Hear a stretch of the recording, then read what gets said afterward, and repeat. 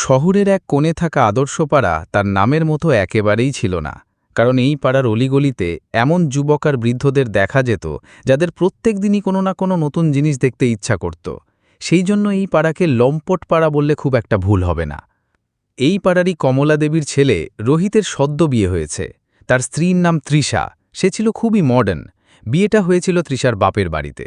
বিয়ের পর তৃষা তখন নিজের ব্যালকনিতে দাঁড়িয়ে হেডফোন কানে দিয়ে গান শুনতে শুনতে এক্সারসাইজ করছিল। বৌমা, বলছিলাম কি, তুমি এইভাবে ব্যালকনিতে এক্সারসাইজ করো না। আমাদের এই পাড়াটা একদম ভালো না। এখানকার লোকগুলো লম্পট, মা বোনদের ভুল নজরে দেখে। দেখো তো, কোনো ব্যালকনিতে কেউ দাঁড়ায় না, সবাই ঘরের মধ্যেই থাকে। মা, আমি ওইভাবে থাকতে পারবো না। আমি সবসময় বাইরেই এক্সারসাইজ করি, এটাই আমার অভ্যাস। আমি কারোর জন্য নিজেকে চেঞ্জ করব না। আমি যেমন আছি তেমনিই থাকব। আর আজ থেকে আপনি আমাকে কিছু বলবেন না। এই বলে তৃষা ঘরে চলে গেল। ততক্ষণে রোহিত স্নান করে রেডি হয়ে গিয়েছিল। রোহিত, তুমি মাকে বোঝাও যেন আমাকে আটকায় না। আমি মডার্ন যুগের মেয়ে। আসলে পাড়াটা একটু আলাদা, তাই মা এমন বলেছে।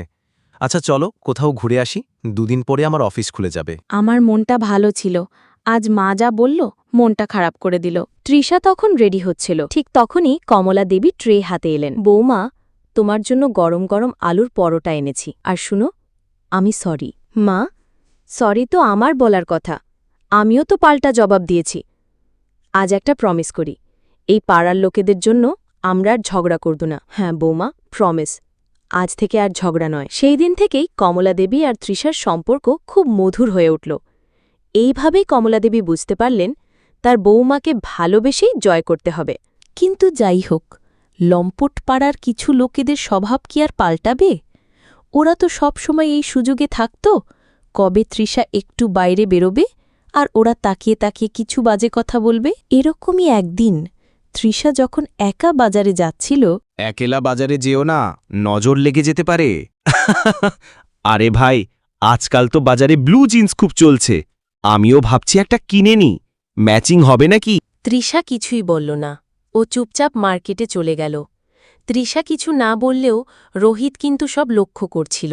মা, আমি ভাবছিলাম ওই মডার্ন কলোনিতে যে নতুন ফ্ল্যাট হচ্ছে একটা এই পাড়ায় থাকতে ভালো লাগে না, পরিবেশটা খুব বাজে। এই বাড়িটা ছেড়ে দিবি? তৃষা দেখল বাড়ি বদলের নাম শুনে কমলা দেবীর মনটা একটু উদাস হয়ে গেছে। কারণ এই বাড়িতে তিনি বহু বছর ধরে ছিলেন, বিয়ের পর থেকেই। এই বাড়ির সাথে তার অনুভব জড়িয়ে আছে।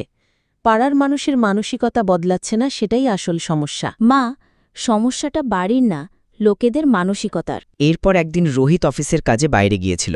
সেই রাতে হঠাৎ ব্যানার্জিবাবুর বাড়ি থেকে কান্নার আওয়াজে গোটা পাড়া জেগে উঠল। আরে, কি হলো? ব্যানার্জিবাবুর বাড়ির থেকে কান্নার আওয়াজ আসছে কেন? মোহিতের শরীর খুব খারাপ, একদম নড়াচড়া করছে না। 2-3 দিন ধরে শরীরটা খুব খারাপ ছিল, এখন তো আরও খারাপ হয়েছে, হাসপাতালে নিয়ে যেতে হবে। কিন্তু কাকু, এত রাতে কোনো অটো বা ক্যাব পাওয়া যাবে না তো?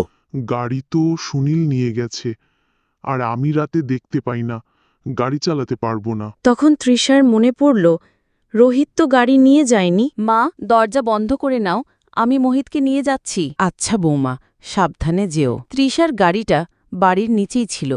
সে ঝটপট মোহিত আর ব্যানার্জি বাবুকে নিয়ে গাড়িতে উঠল। এই মোহিতই সেই ছেলে যে প্রতিদিন তৃষাকে নিয়ে বাজে কথা বলত। কিন্তু কিছুক্ষণের মধ্যেই তারা হাসপাতালে পৌঁছে যায়। সঠিক সময়ে চিকিৎসা হওয়ায় মোহিত প্রাণে বেঁচে যায়। আদর্শ পাড়ার লোকেরা, এমনকি সেই লম্পট ছেলেরাও তৃষার এই কাজের প্রশংসা করল।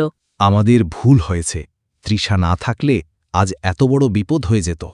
সেই দিন থেকে পাড়ার লোকেরা মিলে লম্পট পাড়া এই ট্যাগটা মুছে দিল। আবারও ফিরে এলো আদর্শ পাড়া। এই ভিডিওটা দেখার জন্য ধন্যবাদ। যদি এই ভিডিওটা তোমাদের ভালো লেগে থাকে তাহলে প্লিজ লাইক, সাবস্ক্রাইব আর কমেন্ট অবশ্যই করবে এই ভিডিওতে। আর হ্যাঁ, শেয়ার করতে ভুলো না কিন্তু।